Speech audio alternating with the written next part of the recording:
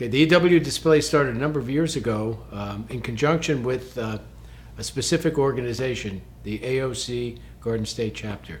AOC stands for Association of Old Crows, which has a big, funny name, but a great history. And historically started in World War II on bombers that were outfitted with intercept equipment that ultimately used to jam German and Japanese enemy communications, radars, and navigational aids. This was very, very important to reduce the number of casualties of the bombing forces at the time. After the war, what happened was Strategic Air Command pilots decided to form a professional organization, and they established it, and this is a wonderful thing, at McGuire Air Force Base here in New Jersey, the AOC. It is now a worldwide organization with 167 chapters around the world, and engineers and technical people are there. So that's how it started. I'm a member of that organization. I have been while I worked at Fort Monmouth and Camp Evans as a civilian engineer, and decided that because of the classification, there were a lot of stories that needed to be told that people didn't know about it. Since things were downgraded, we could now tell the story there. And in order to preserve that history of what went on here at Camp Evans and ultimately at Fort Monmouth, we decided to open this display. We talk about EW, which stands for Electronic Warfare. It's now a significant part of the defense budget, but in the years past, funding went in waves, up and down, and depending on what the political situation was and how the United States felt. And the reason we did this is because one of the purposes of AOC is to inform and educate the public about EW in electronic warfare. Most of the people who come in here, if you say, do you know what EW is? They say, no, but I could spell it, and that's about it.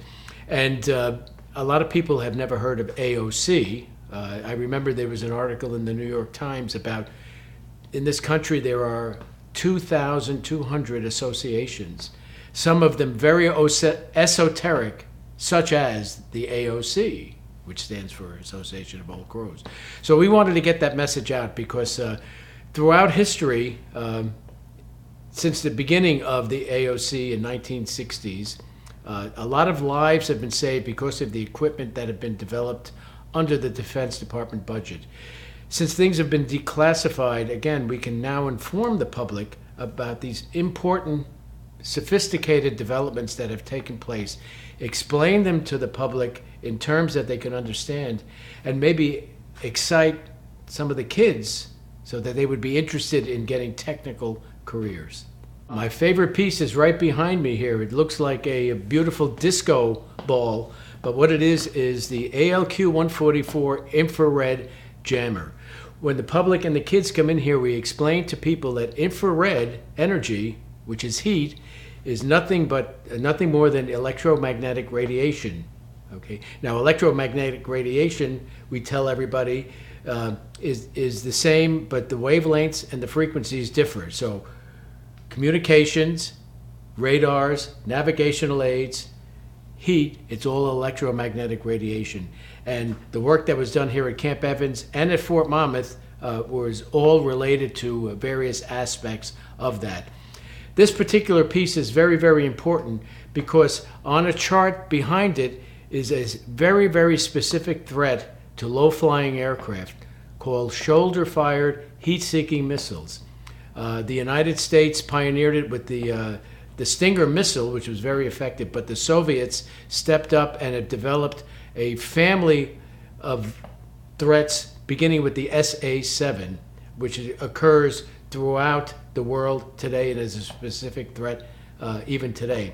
So we explain to people what the threat is. We have a video of current events that take place in Syria where SA-7 shoulder-fired heat-seeking missiles are used and demonstrated. And then we explain in a non-technical and an unclassified manner how this particular piece of equipment, the infrared jammer, works. And what's really wonderful that it was developed by engineers in this building where we stand, just down the hall. the start of it. And it ended up, and variations of it ended up on all Army, Navy, and Air Force helicopters. And we're very, very proud of it because it ultimately ended up on Marine One, which is the presidential helicopter for 40 years. And we have a picture of President Obama early in his career as President of the United States coming out of Marine One. And on the bottom of the picture, you can see the ALQ 144. A number of years ago, electronic warfare was expanded to include, as part of it, and there's a debate about this within the community, defense community, to include cyber technology. The Defense Department recognized that the specific threat of cyber a long time ago and started to include it in the area of electronic warfare, which was responsible for electromagnetic spectrum operations, okay, control of the spectrum from a military perspective, and to deny the enemy control of the spectrum, and to protect our own systems from the enemy attacking us electronically. We like to say in the business that in EW, we don't use bombs and bullets. We use electrons and photons.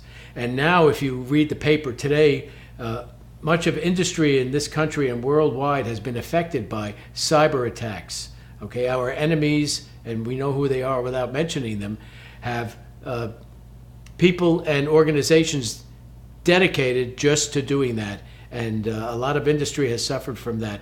Our military systems are greatly protected because in the area of electronic warfare, Defense Department recognized that potential threat a while back and has been protecting our systems since then. We're going to have a tremendous expansion of the EW display, and we're going to call it the Intelligence and Electronic Warfare Pavilion in another building, and have almost 6,000 square feet of space to work with. We will be able to include a lot of things in there and really explain to the public through these autonomous kiosks the various aspects of electronic warfare and intelligence, not just in World War II where we started, and not just today, but throughout the history of the technology, including Korea and Vietnam. And we're going to be very proud when that's in place in another year and a half.